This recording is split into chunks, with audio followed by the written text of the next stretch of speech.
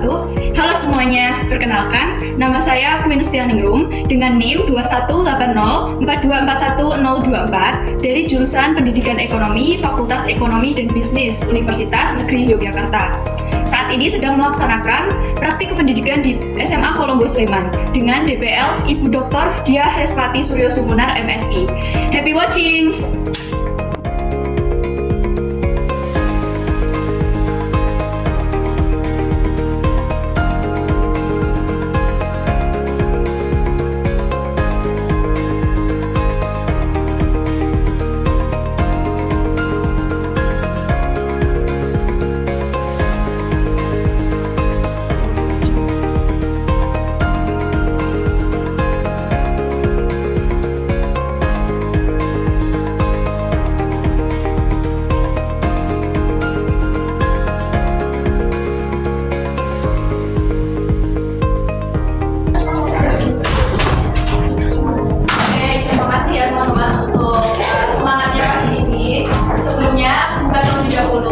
Assalamualaikum warahmatullahi wabarakatuh. Waalaikumsalam warahmatullahi wabarakatuh. Selamat pagi semuanya. Pagi. Masih pada semangat?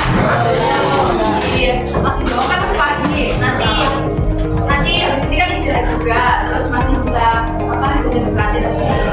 Terus sebelum memulai pembelajaran pada pagi hari ini, alangkah sebaiknya kita doa terlebih dahulu. Berdoa dimulai.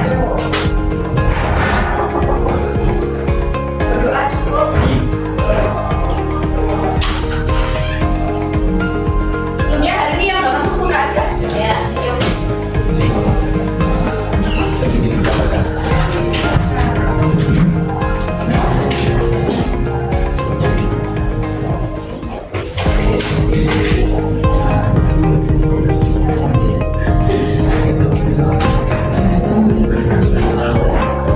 Oke, kita lanjut ke pembelajaran yang selanjutnya. Kita akan belajar mengenai sistem ekonomi. Untuk pembelajaran yang minggu lalu ada yang masih ingat kalian belajar tentang apa? Masalah ekonomi. Masalah ekonomi. Jadi sistem ekonomi ini berkaitan dengan masalah ekonomi.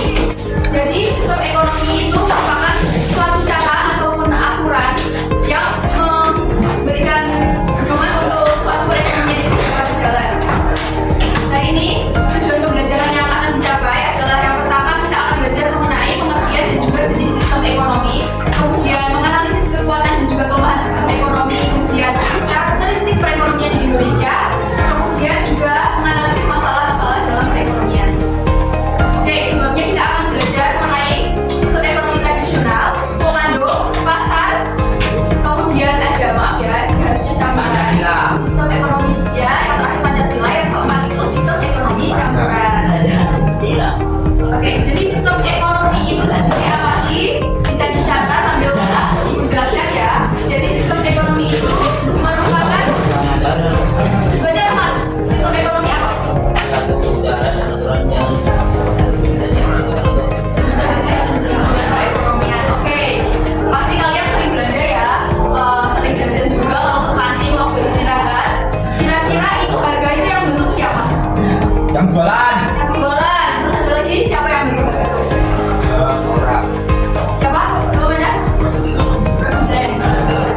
Nah, jadi ketika kalian belanja itu terjadi suatu proses yang namanya mekanisme pasar. Adanya penawaran dan juga permintaan dari penjual dan juga pembeli, maka terjadilah suatu harga. Harga itu dibentuk oleh mekanisme pasar karena adanya tadi apa? Permintaan dan penawaran. Jadi di situ terbentuk suatu mekanisme harga. Sistem ekonomi sudah dicatat? Belum. Bentar ya. Ya. Kemudian yang ketiga ada distribusi pendapatannya lebih mudah. Lebih mudah karena apa? Pemerintah tadi punya kuasa untuk mengatur semua rakyatnya. Jadi tidak ada